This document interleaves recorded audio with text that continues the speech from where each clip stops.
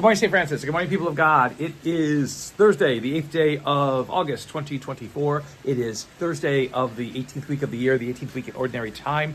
It is also, because it is August the 8th, it is the feast of, it's the memorial of St. Dominic in the regular church calendar, but it is also the feast of St. Dominic in the Franciscan calendar.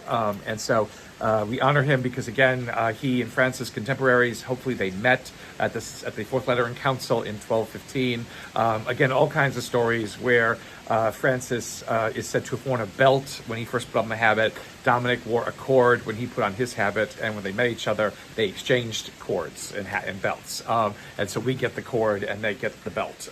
So who knows if that's true or not. But it's a nice little kind of a thing to remember the connection that Franciscans have with Dominicans. Even if our theologies differ greatly sometimes.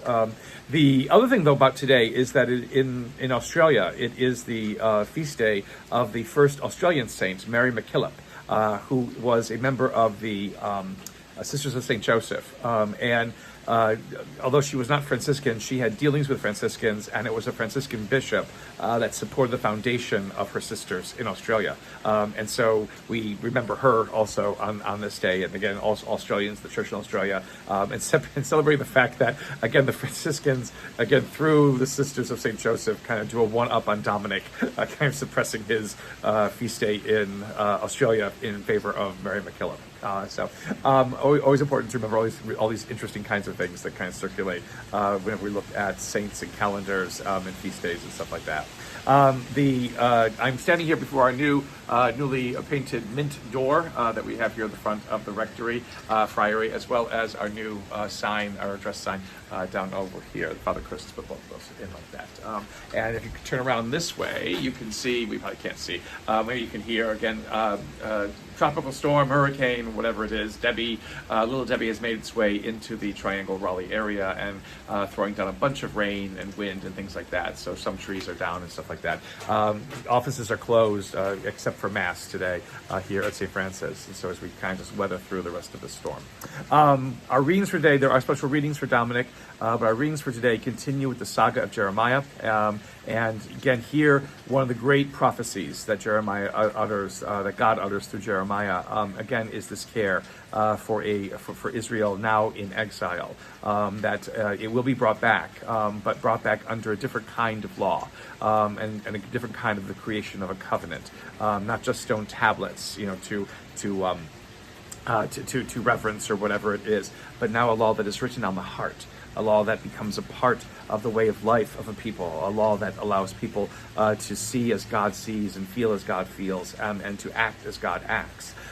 It's very interesting at times that those who keep wanting to put 10 Commandments in buildings and in schools and all kinds of things like that, I don't think they've ever truly read Jeremiah, because when you come to this passage of Jeremiah, this is what the law is supposed to be. It is not just about tablets and stones. It is much more than 10 things you should and should not do. It is becoming a way of life. A way of life that gives life, a way of life that allows for compassion and mercy and love to be felt and experienced amongst all people. It is not just following rules, but living a way of life that allows God's glory and God's wonder to be experienced through our own set words and actions. Important to remember this great proclamation, this great prophecy that comes out of Jeremiah, something we still perhaps need to reflect upon and think about in our own life and our own dealings with each other and with the world.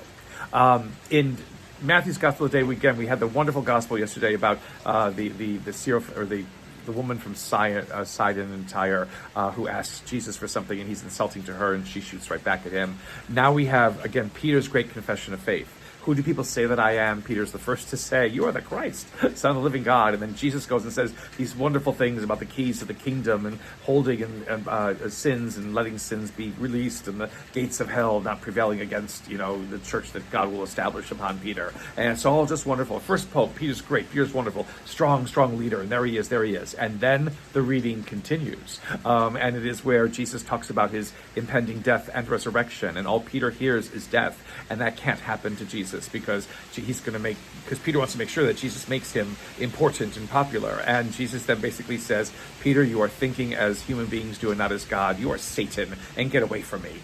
So this wonderful contrast in a few verses. It's all the same passage, but a few verses down, Peter goes from exalted, wonderful guy to idiot and jerk. What does this mean? Titles mean nothing. Titles mean absolutely nothing. Well, we keep thinking they do. We keep wanting more and more titles. We keep wanting to follow people just because they have titles, and they mean nothing.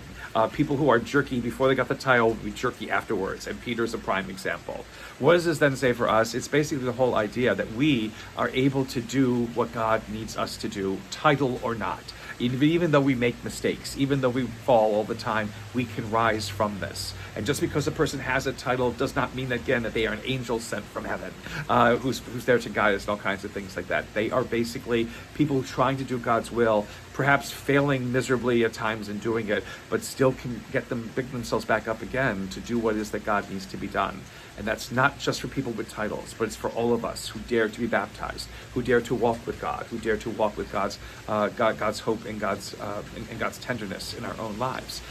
That gives the promise of God's kingdom new vitality and new dynamism, and something we must never forget and always remember. A blessed day, St. Francis and people of God, a blessed feast of Dominic and of Mary MacKillop. May the Lord give you his peace.